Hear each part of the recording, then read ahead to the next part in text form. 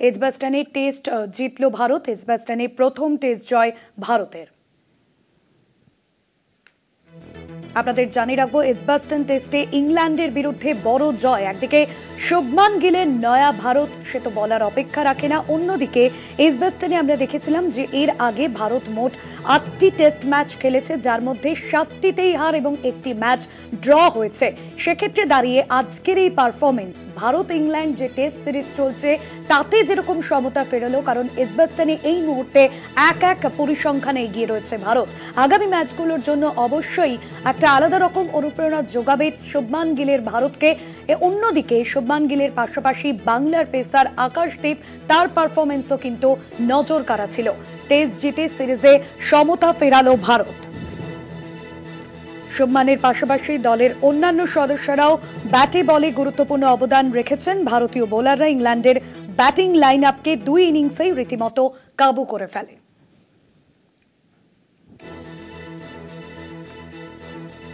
এজবাস্টনে অবশেষে ভারতের স্বপ্ন পূরণ। দ্বিতীয় টেস্টে ইংল্যান্ডকে ৩৩৬ রানে হারিয়ে শুভমান গিলের নেতৃত্বাধীন ভারতীয় দল গড়ে ফেলল ইতিহাস। এজবাস্টনে ভারতের প্রথম টেস্ট জয়, আর এই জয়ের জন্য অপেক্ষা করতে হয়েছে ৫৮টা বছর। এজবাস্টনে এর আগে ভারত মোট ৮টি টেস্ট ম্যাচ খেলেছে, যার মধ্যে ৭টিতেই হেরেছে এবং একটি ম্যাচ ড্র হয়েছিল।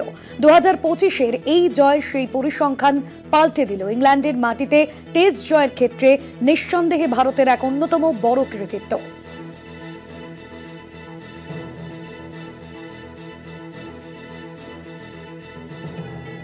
শুভমান গিলের নেতৃত্বে ইংল্যান্ডকে ৩৩৬ রানে হারিয়ে ৫৮ বছরের খরা কাটালো ভারত। আমরা দেখেছি প্রথম থেকেই শুভমান গিলকে নিয়ে নানান রকম সমালোচনা আসছিল।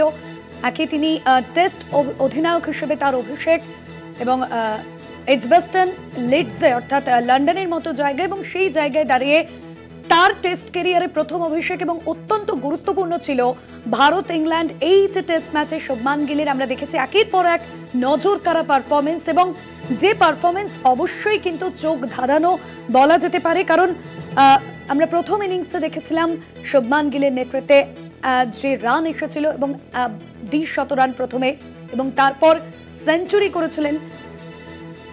প্রথম ইনিংসে ৪ উইকেট এবং দ্বিতীয় ইনিংসে ৬ উইকেট নিয়েছিলেন বাংলার পেসার আকাশদীপ।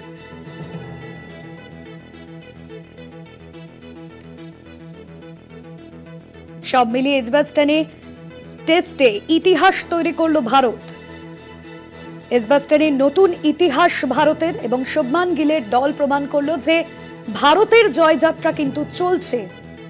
একদিকে আমরা দেখেছিলাম প্রথম টেস্টে হারের পর একাধিক সমালোচনার মুখোমুখি হতে হয়েছিল, যেখানে ব্যাটিং লাইন আপ নিয়ে প্রশ্ন উঠেছিল, ভারতের লোয়ার এবং মিডল অর্ডারের ব্যাটিং লাইন আপ নিয়ে প্রশ্ন উঠেছিল। কিন্তু আমরা প্রত্যেক ক্ষেত্রে এবারের ম্যাচে দেখলাম, অর্থাৎ দ্বিতীয় টেস্টে প্রথম ইনিংস এবং দ্বিতীয় ইনিংস মিলিয়ে যেখানে টপ অর্ডার কিন্তু ভালো রান করেছে, এবং সেই জায়গায় শুভমান গিলের নেতৃত্বে যে এই জয় এসছে ভারতের ক্ষেত্রে তা অবশ্যই বলা যেতে পারে। এবং ৫৮ বছরের খরা কাটিয়ে ভারতের এই জয়, যে জায়গায় বারবার বলা হতো যে এজবাস্টনে ভারত কোনো টেস্ট জেতে না, আজ থেকে এই জায়গা একেবারে কিন্তু উল্টো দিকে ঘুরল। কারণ এজবাস্টনে স্বপ্ন পূরণ men in blue. Bowling batting এ ইংরেজদের শাসন করে দ্বিতীয় টেস্টে ৩৩৬ রানে জিতল ভারত। গিলের ব্যাটিং, সিরাজ আকাশদীপের দাপটে এই প্রথম এজবাস্টনে টেস্ট জিতল টিম ইন্ডিয়া। সিরিজ এখন ১-১ এগিয়ে। আকাশদীপের ৬ উইকেটের আলোয় প্রথম জয় পেলেন অধিনায়ক শুভমান গিল। আমাদের ডিজিটাল হেড অর্পণ ঘোষ রয়েছেন আমাদের সঙ্গে ফোন লাইনে। অর্পণদা, আমরা দেখেছিলাম যে প্রথম যে টেস্ট, সেই টেস্টে হারের পর একাধিক সমালোচনার মুখোমুখি হতে ছিল শুভমান গিলকে। শুভমান গিলের নতুন ভারত নয়া দিশা দেখালো।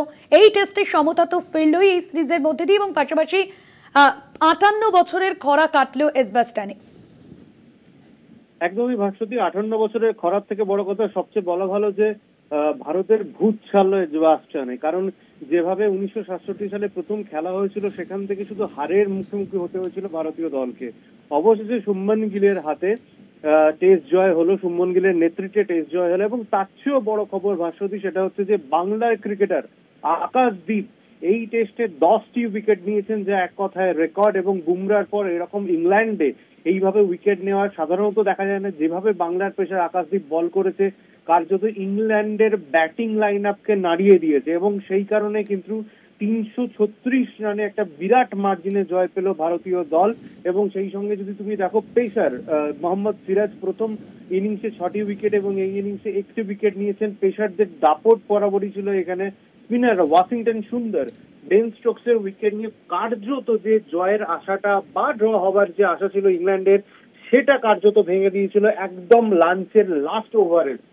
তারপর থেকে আর ইংল্যান্ডকে ঘুরে দাঁড়ানোর মতো অবস্থায় ছিল না ইংল্যান্ড, এবং অবশেষে যেটা হবার সেটাই ছিল, একটা দুর্ধর্ষ জয়। সিরিজে সমতা ফিরল 1-1 ব্যবধানে। এবং আরেকটি বিষয় যে টেস্ট ক্যাপ্টেন হিসাবে শুভমান গিলের এটা প্রথম টেস্ট জয়, এবং সেই সঙ্গে 269 এবং তারপর 161, একটা অসাধারণ নক, 430 রানের ইনিংস একটা ম্যাচে ইতিহাসের খাতায় নাম লিখেছেন শুভমান গিল। এবং এটা বিশ্বে 2 নম্বর ক্রিকেটার শুভমান গিল হলেন, যিনি একই টেস্ট ম্যাচে 430 রান করেছেন। এবং এর আগে পর্যন্ত গ্রাহাম গুচ রয়েছেন। এক কথায় অভাবনীয় একটা টেস্ট ম্যাচ। এখান থেকে অক্সিজেন নিয়ে ফিরবে আগামী টেস্ট ম্যাচ যেটা হতে চলেছে। আমার মনে হয় যে সেম টিম রাখা হবে। প্রসিদ্ধ কৃষ্ণর জায়গায় সম্ভবত জসপ্রীত বুমরা ঢুকবেন, তিনি থার্ড টেস্ট ম্যাচ খেলবেন।